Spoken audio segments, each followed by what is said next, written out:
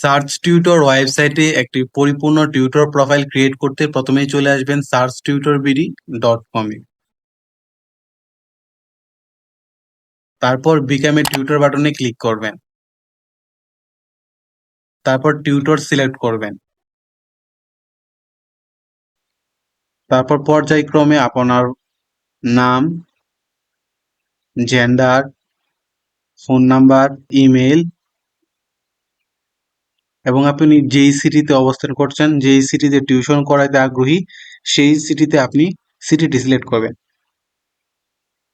ধরে নিচ্ছি আমি ময়মনসিংহ শহরে টিউশন করাতে আগ্রহী, তাই আমি ময়মনসিংহ সিটি সিলেক্ট করে নিচ্ছি। তারপর আমি ময়মনসিংহ শহরের কোন জায়গায় অবস্থান করছি সেই ঠিকানা দিব। তারপরে এমন একটি পাসওয়ার্ড দিতে হবে যেই পাসওয়ার্ডটি আমার পরবর্তীতেও মনে থাকবে। একই পাসওয়ার্ডটি আপনি কনফার্ম পাসওয়ার্ডেও দিবেন। তারপর আই এগ্রি টার্মস অ্যান্ড কন্ডিশনে আপনি সিলেক্ট করবেন। টার্মস অ্যান্ড কন্ডিশন সিলেক্ট করার আগে আপনি টার্মস অ্যান্ড কন্ডিশনে আপনি ক্লিক করে আমাদের টার্মস অ্যান্ড কন্ডিশনগুলো পড়ে নেবেন।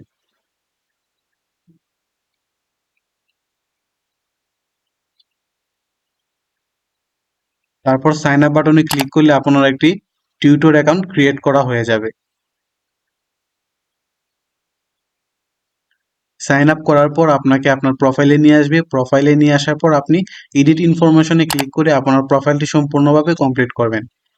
টিউটর প্রোফাইলটি সম্পূর্ণভাবে কমপ্লিট করার জন্য প্রথমে আপনি এখানতে আপনার একটি প্রোফাইল পিকচার নির্বাচন করবেন। ক্যামেরা আইকনে ক্লিক করলে আপনার ফোনের গ্যালারি অথবা ল্যাপটপের ফাইল অপশনে নিয়ে যাবে। সেখান থেকে আপনার পছন্দের ছবিটি সিলেক্ট করবেন প্রোফাইল পিকচার হিসেবে। তারপর আপনার নাম এবং কন্ট্যাক্ট নাম্বারগুলো অটোমেটিক নিয়ে নেবে। তারপর আপনার হোয়াটসঅ্যাপ নাম্বারটি দিয়ে দিবেন। তারপর আপনার এডুকেশনাল ইনফরমেশনগুলো সিলেক্ট করে নেবেন। আপনি কারেন্ট ইনস্টিটিউট, আপনি কোন ইউনিভার্সিটি বা কোন কলেজে পড়াশোনা করতেছেন সেটি আপনি লিখে দিবেন। তারপর আপনি কোন ডিপার্টমেন্টে পড়াশোনা করেন সেই ডিপার্টমেন্টের নামটি লিখে দিবেন। আপনার সেশন কত সেটি লিখে দিবেন। আপনি বর্তমানে কোন ইয়ারে পড়াশোনা করতেছেন সেই ইয়ারটি লিখে দিবেন। টিউশন করানোর আপনার অভিজ্ঞতা কত বছর যাবত টিউশন পড়াচ্ছেন অথবা আপনার অন্য আদার্স কোনো এক্সপিরিয়েন্স থাকলে সেগুলো এখানে লিখে দিতে পারবেন।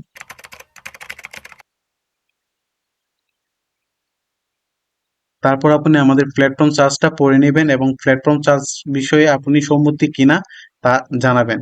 আমি প্ল্যাটফর্ম চার্জ সম্পর্কে রাজি আছি, তাই আমি রাজি বাটনে ক্লিক করব। তারপর হচ্ছে ভেরিফাই এবং সিকিউরিটি অপশনে আপনার স্টুডেন্ট আইডি কার্ড এবং এনআইডি কার্ড একইভাবে দিবেন। এনআইডি কার্ডের উপর ক্লিক করলে আপনার ফোনের অথবা ল্যাপটপের ফাইল অপশনে নিয়ে যাবে। সেখান থেকে আপনি আপনার ছবি তুলে অথবা আপনার ফাইল থেকে সেগুলো সিলেক্ট করে আপলোড করতে পারবেন। এই সবগুলো দিয়ে দেওয়ার পর আপনার প্রোফাইলটি সম্পূর্ণরূপে কমপ্লিট হয়ে যাবে। তারপর আপনি সেভ চেঞ্জ বাটনে ক্লিক করবেন। সেভ হয়ে যাওয়ার পর আপনার ইমেলটি ভেরিফাই করে নেবেন। ইমেলটি ভেরিফাই করার জন্য নট ভেরিফাই অপশনে ক্লিক করবেন। নট ভেরিফাই অপশনে ক্লিক করলে আপনাকে একটা সেন্ড ভেরিফিকেশন পাঠাবে। আপনার ইমেইলে একটি ইমেল চলে যাবে, যে ইমেলটি দিয়েছেন সেই ইমেইলে একটি লিঙ্ক যাবে। ওই লিঙ্কে গিয়ে ক্লিক করলে আপনার ইমেলটি ভেরিফাই হয়ে যাবে। আপনার ইমেলটি যদি আপনার ইনবক্সে না পান তাহলে আপনি স্প্যামে যাবেন। অনেক সময় ইমেল স্প্যামে চলে যায়। এখানে সার্চ টিউটর থেকে আপনাকে একটি ইমেল পাঠানো হবে। সেই ইমেইলের লিঙ্কে ক্লিক করে পরবর্তী প্রসেস ফলো করলে আপনার ইমেলটি ভেরিফাই হয়ে যাবে। আমার ইমেলটি ভেরিফাই হয়ে গেছে। এখন আমি আমার প্রোফাইলে চলে যাচ্ছি। প্রোফাইলে চলে যাওয়ার পর আমি একটা রিফ্রেশ দিলেই আমার ইমেলটি ভেরিফাই হয়ে যাবে। তারপর আপনি আমাদের প্ল্যাটফর্মে আপলোড করা টিউশন অফারগুলো দেখতে চাইলে জব বোর্ড অপশনে ক্লিক করবেন। জব বোর্ড অপশনে ক্লিক করলে আপনি আমাদের প্ল্যাটফর্মে আপলোড করা সকল টিউশন অফার দেখতে পারবেন।